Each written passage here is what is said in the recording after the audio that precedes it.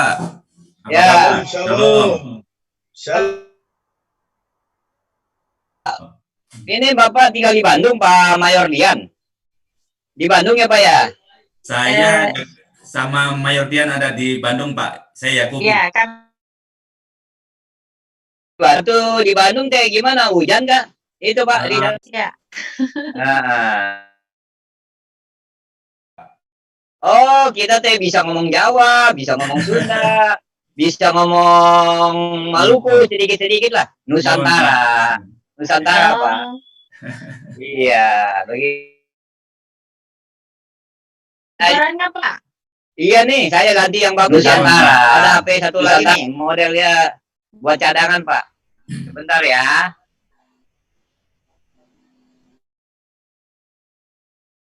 Sebentar.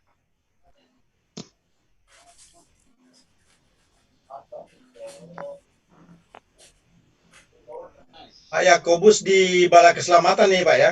Betul, Pak Dokter. Saya di Balai Keselamatan bersama dengan Ibu Dian. Wow, puji Tuhan, puji Tuhan, puji Tuhan. Ibu Dian pernah kuliah di Karawaci enggak ya? Enggak, Pak, belum. Oh gitu ya. Ya, beberapa teman-teman sahabat dari Balai Keselamatan pernah kuliah di Karawaci dulu. Oh, betul, betul. Iya, ada ponakan saya, Pak, di sana. Sudah lulus tapi. Oh gitu ada ya? dua. Iya. Ada dua sudah lulus. Dulu ada gembala kita kalau nggak salah Keselamatan Jawa Barat ya, Bandung juga kalau nggak salah ya. Pak Made, bukan? Iya, dari Harvest itu dulu. Oh. Ada beberapa sih. Bapak Spener. Oh ya, ini Ibu kita. Halo Bu Dewi, apa kabar? Ibu Dewi malah yang ingat ya. Balai Keselamatan tuh Pak Spener kalau nggak salah deh. Pak Spener ya, Ibu Dewi. Ya. Ibu Dewi Saya sebelum lulus Pak sempat ketemu beliau. Oh gitu ya. Di Malaysia sekarang Pak Spenernya. Oh gitu ya, luar.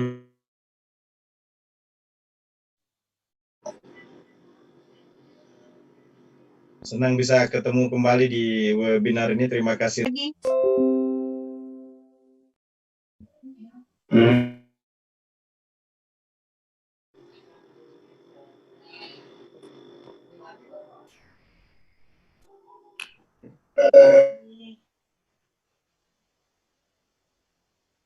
Ya, bagaimana Pak moderator kita? Ya, bagaimana? Bisa dimulai Pak Dokter Anas?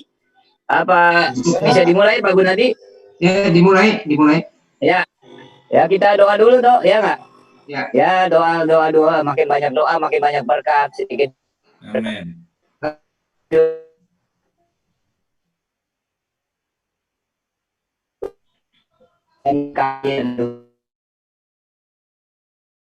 Bicara.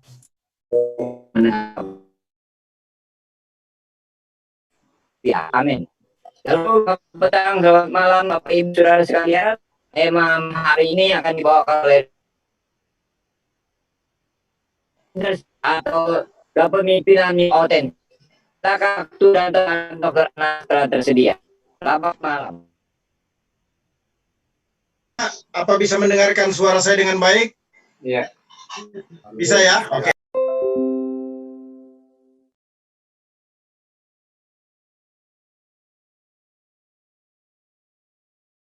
Bertindak dengan baik, pemimpin yang menjadi apa adanya, menjadi diri sendiri adalah merupakan kunci dari komponen dari kepemimpinan autentik itu sendiri. Nah, ada keterbukaan terhadap orang lain, berlaku jujur, dan melakukan apa yang benar. Meneguhkan identifikasi di dalam diri seseorang bahwa dirinya betul-betul adalah pemimpin yang autentik. Nah, kepemimpinan autentik ini memiliki kekuatan moral, menyadari konteks dan percaya diri, penuh harapan, optimis, tangguh, dan memiliki karakter moral yang tinggi. Pemimpin yang demikian sanggup menunjukkan konsistensi antara perilaku dengan keyakinannya, pikiran, sikap dengan tindakannya. Itu kepemimpinan autentik. Nah, seperti apa karakter kepemimpinan autentik ini? Yang pertama, self-aware. Artinya mengaktualisasikan diri dengan memiliki self-aware, kesadaran diri, sadar akan adanya kelemahan diri sendiri, tidak berperilaku berbeda di berbagai kondisi, dia apa adanya, tidak takut untuk melihat, tidak takut terlihat lemah, ya, mengakui kesalahan-kesalahan dan kegagalan yang pernah dia lakukan. Yang kedua adalah mission driven, artinya menggerakkan misi untuk mencapai tujuan organisasi di atas tujuan pribadi, melakukan pekerjaan untuk mencapai hasil bukan Pak untuk kekuasaan, ego dan keinginan materi pribadi. Yang ketiga adalah balance processing, artinya proses keseimbangan dalam mengambil keputusan yang didahului dengan pertimbangan semua pihak, baik pro maupun kontra.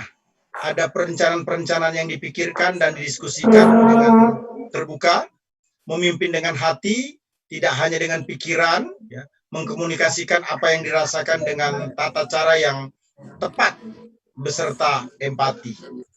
Yang keempat adalah moral. Pemimpin autentik adalah pemimpin yang membuat standar yang tinggi untuk pelaksanaan moral dan etika.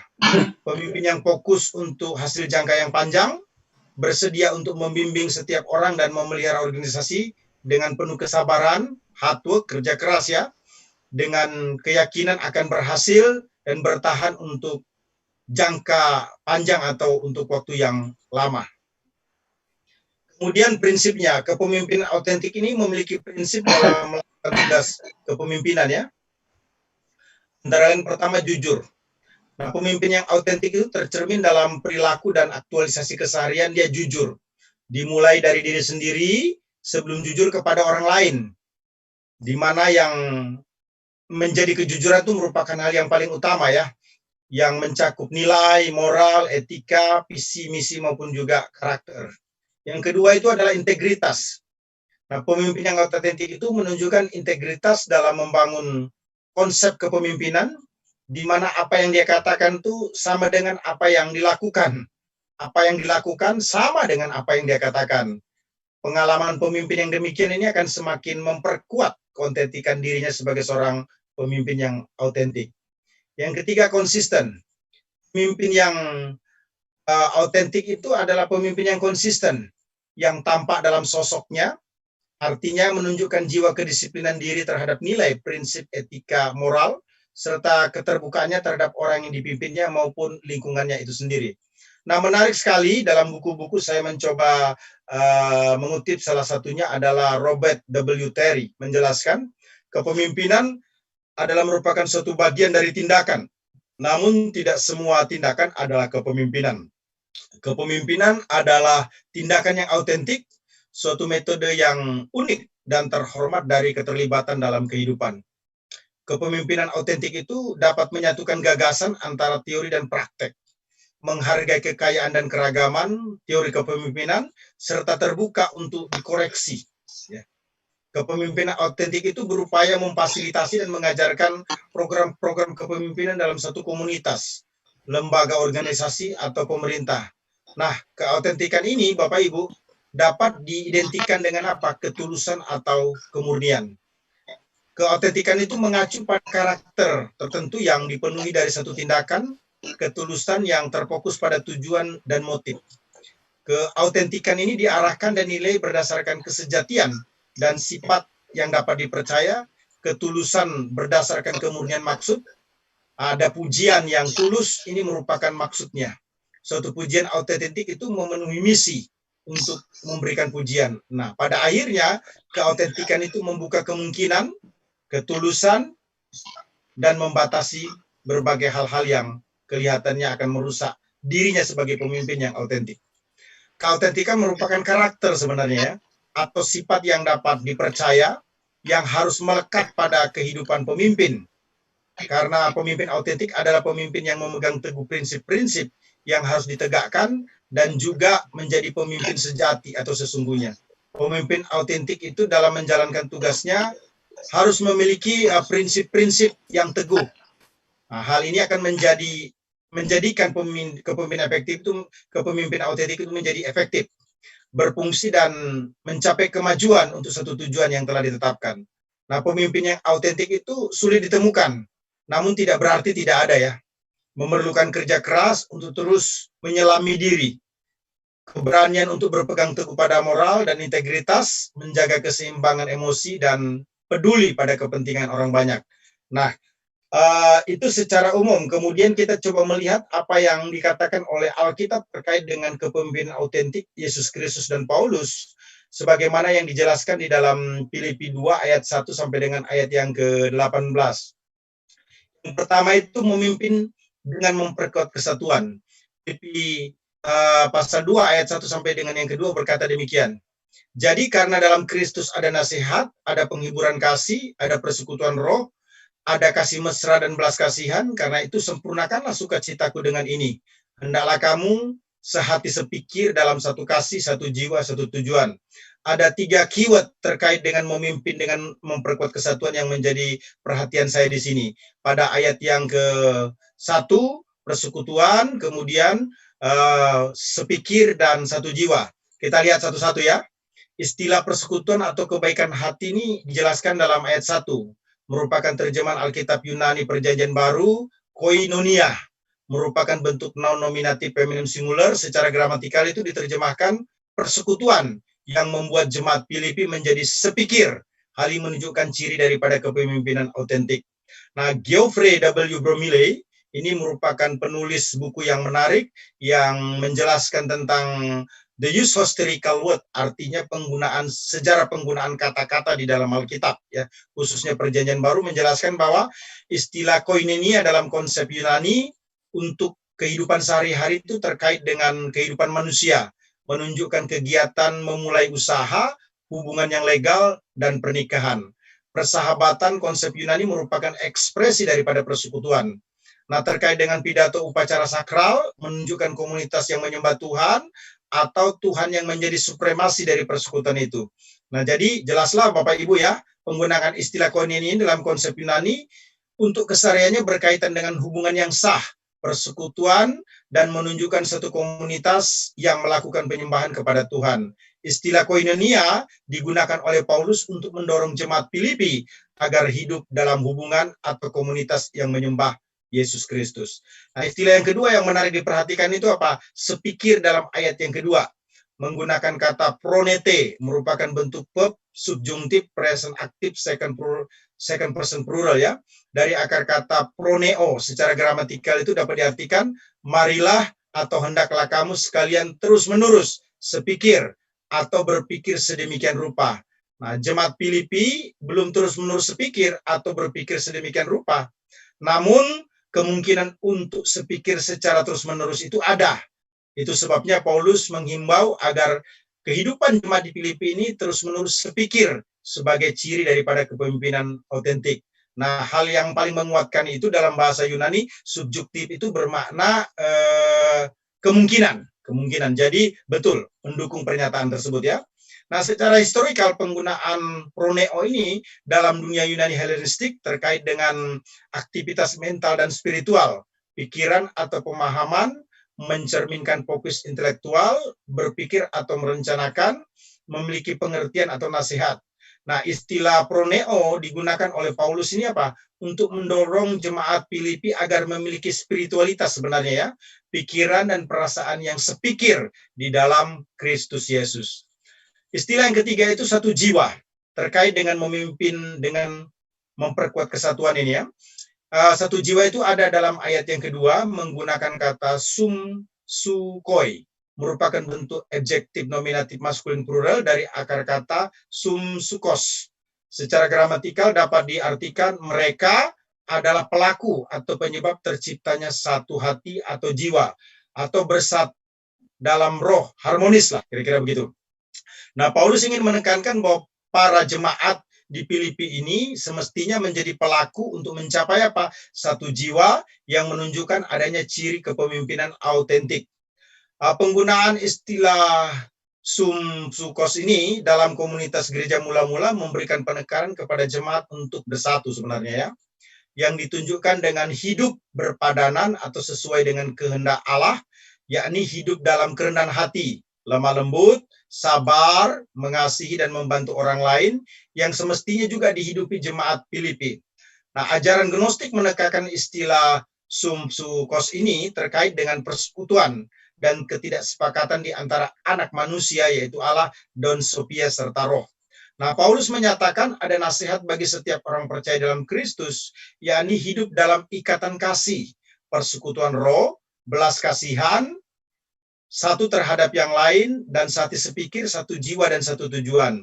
Jelas sekali ya Bapak Ibu ya. Hal ini menunjukkan apa? Adanya desakan Paulus terhadap jemaat Filipi untuk hidup dalam kesatuan yang didasarkan pada alasan yang rohani, bahwa setiap orang percaya ada dalam kesatuan supaya tidak terjadi perpecahan, harus mewujudkan saling mengasihi tanpa pandang bulu dan memiliki roh yang sama sehingga bisa hidup rukun. Nah, ciri yang kedua dari kepemimpinan autentik yang ditunjukkan menurut Filipi 2 ayat 1-18 ini adalah memimpin dengan mengutamakan kepentingan bersama. Itu jelas sekali ya Bapak Ibu ya, kalau kita perhatikan ayat 3 sampai dengan ayat yang keempat berkata demikian.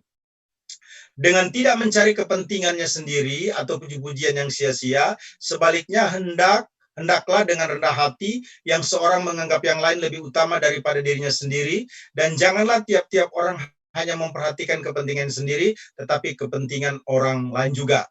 Nah, memimpin dengan mengutamakan kepentingan bersama ini dua kata yang menarik untuk dikaji, yakni pada ayat yang ketiga Bapak Ibu ya, kata rendah hati. Kemudian ayat yang selanjutnya, maksudnya masih di ayat yang ketiga juga, bicara tentang apa? Memperhatikan. Perhatikan baik-baik.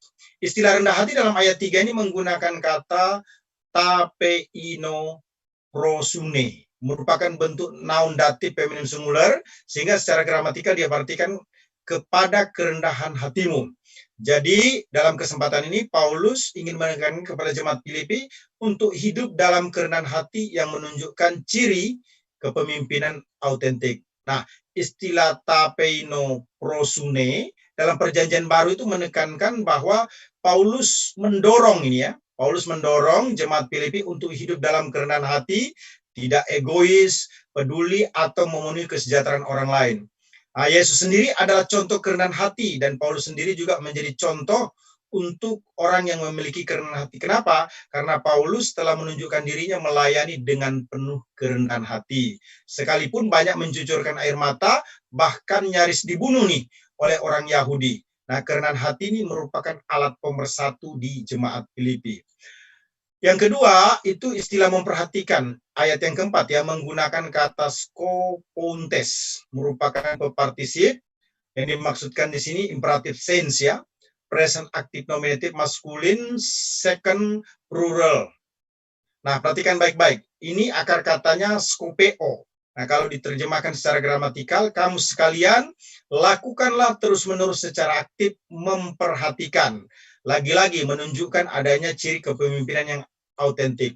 Nah, penggunaan istilah skopeo dalam perjanjian baru ini bermakna melihat, memperhatikan, mempertimbangkan, pertimbangan mental secara khusus terkait dengan keadaan batin atau keadaan rohani di dalam Kristus. Jadi jemaat Filipi harus memperhatikan kehidupan rohani yang terus-menerus selaras dengan tujuan Allah, bukan hanya untuk sementara di dunia. Nah, ayat 3 menjelaskan tidak mencari kepentingan sendiri, berarti tidak memiliki ambisi pribadi atau golongan ya.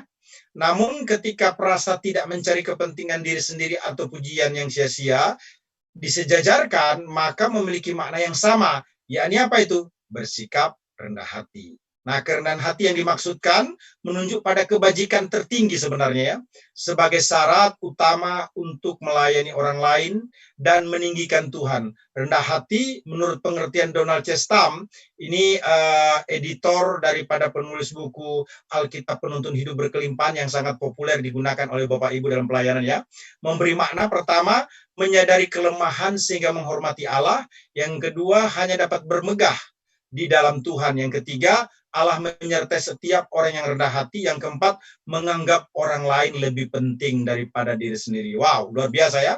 Nah, ayat 4 menjelaskan, dan janganlah tiap-tiap orang hanya memperhatikan kepentingannya sendiri, tetapi kepentingan orang lain juga. Menekankan bahwa setiap orang percaya harus membiasakan diri untuk berpikir dan berbicara mengenai kepentingan orang lain, jangan kepentingan diri sendiri. Nah, ciri yang ketiga dari kepemimpinan autentik ini adalah memimpin dengan hati hamba. Ini menarik ya. Perhatikan ayat 5 sampai dengan ayat yang ke-11. Saya akan bacakan ya.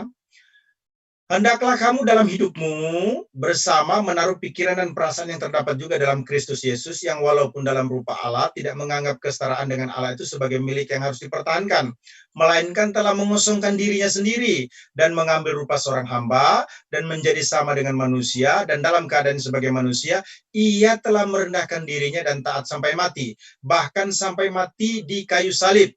Itulah sebabnya Allah sangat meninggikan dia dan mengaruniakan kepadanya nama di atas segala nama, supaya dalam nama Yesus bertekuk lutut segala yang ada di langit dan yang ada di bawah bumi, yang ada di atas bumi, dan segala yang ada di bawah bumi, dan segala lidah mengaku Yesus Kristus adalah Tuhan bagi kemuliaan Allah Bapa. Nah, secara khusus pada bagian ketiga memimpin dengan hati hamba ini, sebenarnya Paulus berkata tentang kepemimpinan Yesus itu sendiri.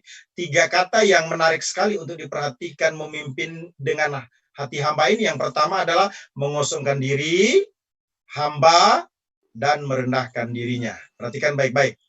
Istilah mengosongkan diri pada ayat yang ke-7 ini ya, menggunakan kata ekenesen, merupakan verb indikatif aorist aktif, third person singular dari akar kata kenoo. Secara gramatikal dapat diartikan ia Yesus sungguh-sungguh dulu atau pernah mengosongkan dirinya. Jadi Paulus mengingatkan jemaat Filipi bahwa Yesus itu sungguh-sungguh pernah loh dulu mengosongkan dirinya. Ini menunjukkan adanya ciri kepemimpinan yang autentik. Nah, penggunaan kenoo ini dalam perjanjian baru ini bermakna Yesus mengosongkan dirinya dalam pengertian bahwa ia menegaskan dirinya atau memposisikan dirinya sebagai pribadi yang tidak egois, melainkan mengambil rupa seorang hamba sehubungan dengan pengkomunikasian keselamatan.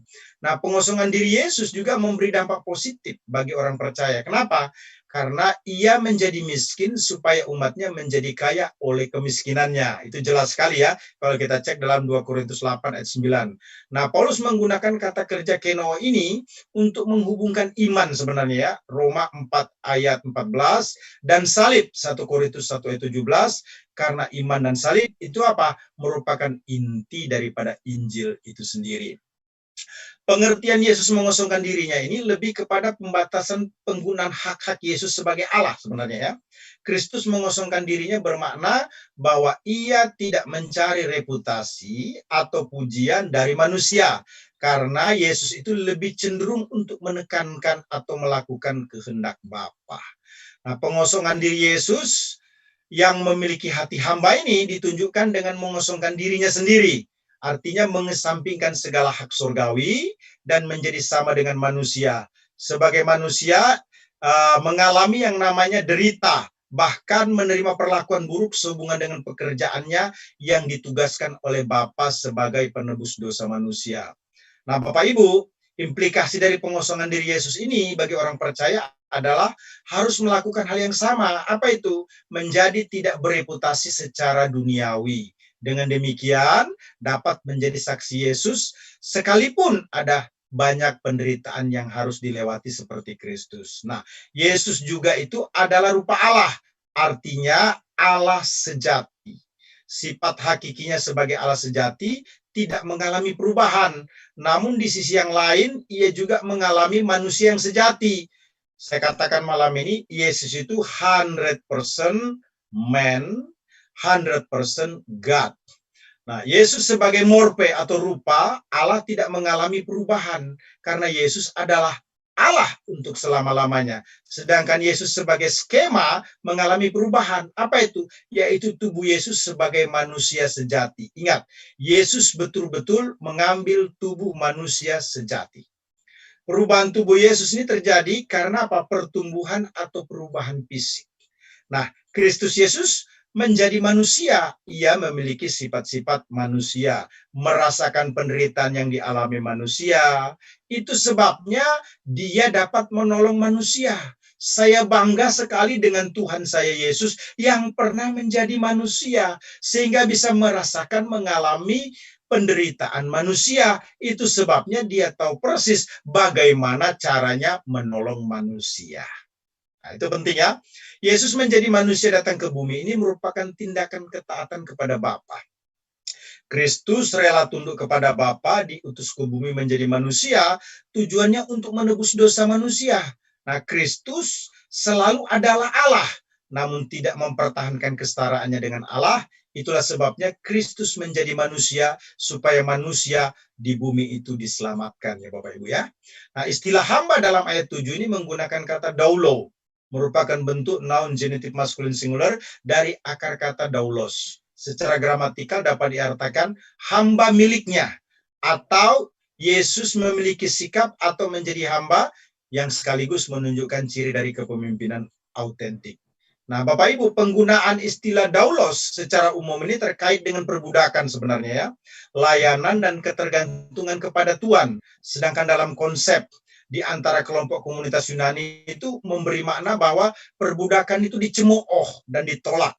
Walaupun Plato yang mengizinkan perbudakan itu diatur dalam hukum. Nah, Aristoteles menyatakan bahwa budak tidak mendapat bagian dalam negara atau tidak mendapatkan pelayanan. Sedangkan kaum Stoa memiliki pandangan yang luas tentang melayani. Nah, Zeus memanggil kaum Stoa untuk melayani sehingga kebebasan dapat ditemukan dalam hubungan antar semua orang, sehingga tidak ada batas bersyarat untuk segala hal.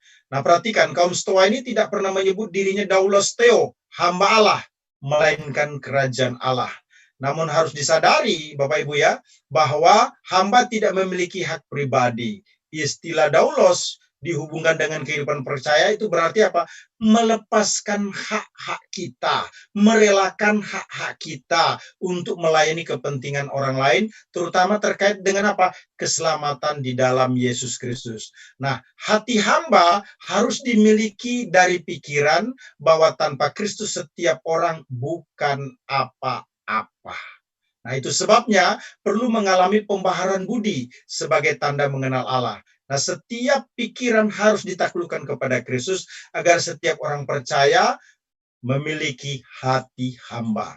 Hati hamba dari Yesus Kristus harus dimiliki oleh setiap orang percaya ataupun hamba Tuhan yang ditunjuk dalam kehidupan ini dengan ciri apa? Berkorban, tidak mementingkan diri sendiri, mempedulikan orang lain, berbuat baik kepada semua orang. Nah, Kristus itu menjadi teladan hidup untuk tidak mementingkan diri sendiri. Semestinya oleh setiap orang percaya sebagai pemersatu bagi ketulusan tubuh Kristus, bagi kesatuan tubuh Kristus. Jadi memiliki hati hamba, Bapak Ibu, dimulai dengan menaklukkan pikiran kepada Kristus yang ditunjukkan dengan tidak mementingkan diri sendiri, melainkan memperdulikan orang lain dan berbuat baik. Hal ini menjadi pemersatu tubuh Kristus. Pengertian mengambil rupa seorang hamba dan menjadi sama dengan manusia, artinya menjadi budak belian atau hamba bagi semua manusia, di mana keberadaan Yesus sebagai hamba itu benar-benar menjadi hamba, bukan tampak menjadi hamba. Saya ulangi, benar-benar menjadi hamba, bukan tampak menjadi hamba, yang ditunjukkan melalui sebagai manusia sejati. Jadi kemanusiaan Kristus itu sejati, bukan pura-pura. Nah, keberadaan Yesus sebagai manusia sejati tidak dapat atau tidak pernah berbuat dosa. Nah, hal ini memperkuat bahwa Yesus itu memang layak untuk menjadi penebus segala dosa manusia. Istilah merendahkan hati dalam ayat 8 ini menggunakan kata etapeinosen, merupakan bentuk third person singular first aorist aktif indikatif dari akar kata tapeinoo. Secara gramatikal dapat diartikan ia atau Yesus sungguh-sungguh dulu pernah merendahkan diri. Lagi-lagi ini menunjukkan ciri daripada kepemimpinan autentik. Nah, penggunaan istilah tapeinoo ini dalam Perjanjian Baru memiliki makna bahwa Yesus merendahkan dirinya supaya umatnya diapain? Ditinggikan. Yesus merendahkan dirinya supaya umatnya diapain? Dibangun imannya dan dapat menanggung segala sesuatu karena Kristus memberikan kekuatan. Nah, Yesus Kristus telah merendahkan dirinya dan taat sampai mati, bahkan sampai mati di kayu salib ini, itu menunjukkan bahwa dirinya sangat taat kepada Bapa. Itu sebabnya Allah meninggikan Kristus dan mengaruniakan nama di atas segala nama, dan setiap lutut menyembah dan setiap lidah mengaku bahwa Yesus Kristus adalah Tuhan. Nah, Bapak Ibu, Yesus merendahkan dirinya itu sama sekali tanpa paksaan. Semua dilakukannya dengan penuh ketaatan. Perendahan diri Yesus kepada Bapa, klimaksnya adalah ketaatannya sampai mati. Memberi implikasi nih bagi kita sebagai orang percaya agar menundukkan diri kepada Bapa dalam kehendaknya. Artinya melakukan apa saja yang Allah kehendaki.